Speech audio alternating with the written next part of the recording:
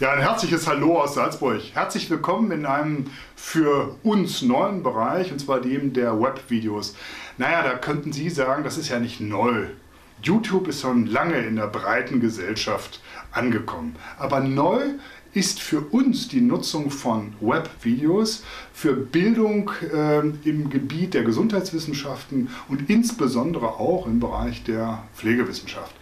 Ja, Sie haben richtig gehört. Wir wollen Sie unterhalten, einerseits, aber andererseits möchten wir auch Wissen vermitteln. Wissen, was für Ihre tagtägliche Arbeit auch von entscheidender Güte sein kann. Wenn Sie daran Interesse haben, dann sollten Sie diesen Kanal ab jetzt ganz aufmerksam verfolgen. Ich kann schon jetzt sagen, es wird sich sehr lohnen.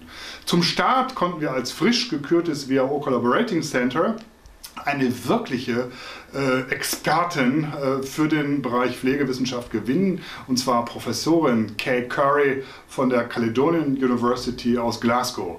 Viel Spaß und auf ganz bald, Ihr Jürgen Osterbrink.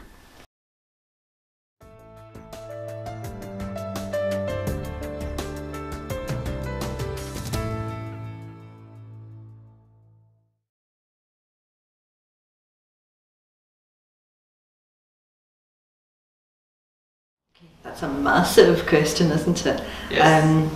I think one of the very interesting challenges, particularly when we're looking at WHO work and the work of the collaborating centres, is that there is no one definition of what a nurse is and how a nurse can contribute to healthcare. So in my career, which has spanned 30 years, the work that nurses do within the UK has changed significantly. But if we look across Europe, the work that nurses do is often completely different. I think nurses can make a massive contribution to healthcare and to the priorities of the WHO in terms of Health 2020, dealing with the global health challenges. But in many countries, nurses don't benefit from education, and therefore their role is very limited. So I think there's a massive amount that we can do, but nurses have to be empowered and educated and enabled within healthcare systems to be able to maximise the health of the people that they work for. I think fundamentally the essence of what we can do is we care for people. So we don't just look at disease conditions, we look at the person and their family and their environment, and we try to put all of those bits of the jigsaw together to help people to make the most that they can of their life, so to promote well-being as well as just deal with the illness. But our contribution varies across the world, but we can do a massive amount if we're supported and enabled.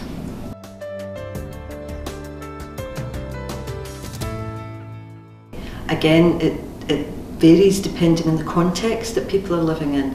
So particularly within the UK and Western Europe, our major challenges are of old age.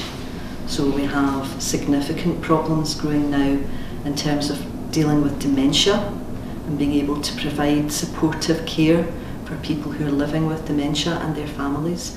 So those are some of the challenges in the Western world. Within the UK, our major challenge is obesity. So thinking about what the long-term conditions are associated with obesity, like diabetes, heart disease, cancer.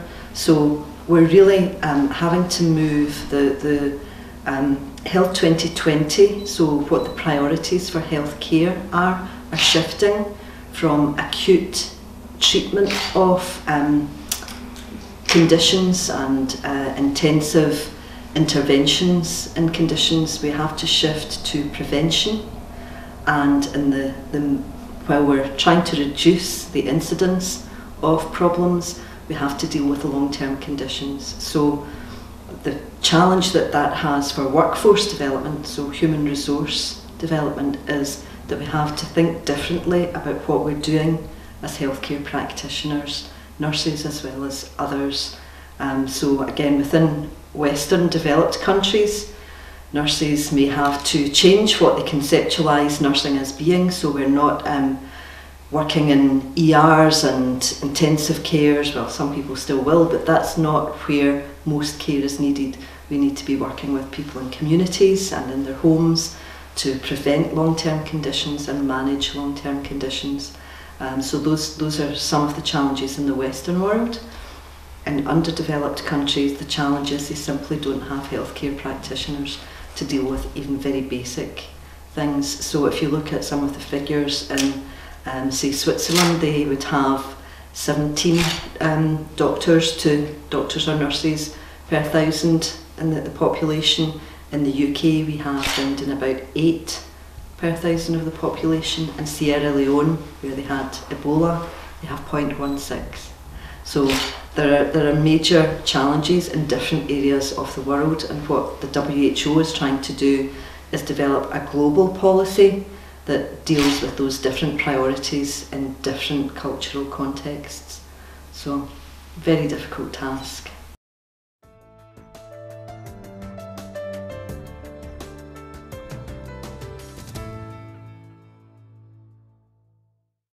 Hopefully managed to do is bring together global leaders from the World Health Organization, from academic institutions that are generally collaborating centres with the WHO, and we're focusing on what the healthcare priorities are, so what Health 2020 and the shifts in healthcare, so the focus on managing long-term conditions and preventing disease, and looking at the economic implications of that. So we have Jim Campbell, who's the director of the global WHO Health HRH Workforce Development Programme.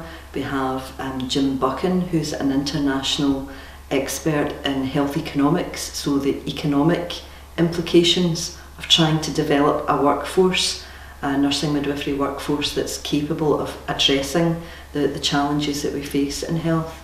We're looking at particular crises that have faced us and are likely to face us. So we're going to be hearing from leaders involved in trying to manage, say, the Ebola crisis.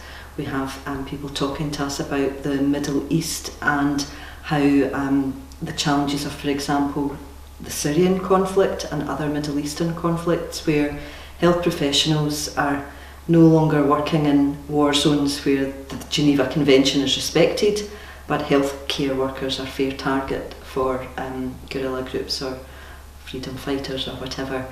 So talking about caring in crisis, dealing with other healthcare priorities, for example AIDS, and looking at long-term condition management. So what we've tried to do is structure the programme, the conference programme, around and about, well, what are the big challenges we're facing, what are WHO policies to support and try and support member states in responding to those challenges, and what are nurses and midwives actually doing to deal with these very difficult situations. And we're bringing together people from all around the world, looking at what the challenges are in different regions and how those challenges are being responded to. And we also have lots of concurrent sessions where people are presenting just short papers of their own work, so lots of innovation, lots of opportunities for networking, sharing, learning from other people in other countries, and just trying to move the agenda forward to try and improve health around the world. Fundamentally, what we're trying to do is look at how nurses and midwives can respond to WHO agenda of universal health coverage and sustainable healthcare delivery. It'll be very exciting.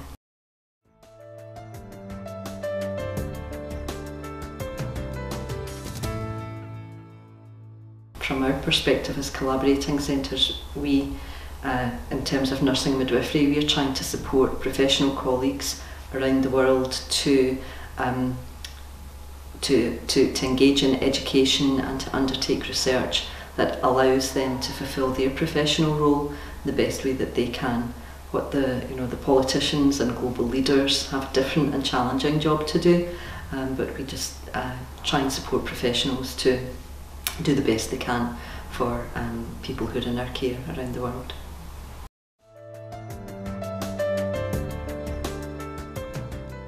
Yes, absolutely, because one of the things I think that surprised me most when I moved into the collaborating centre role was that one imagines that the World Health Organization is an incredibly well-resourced organisation, and actually it appears not to be.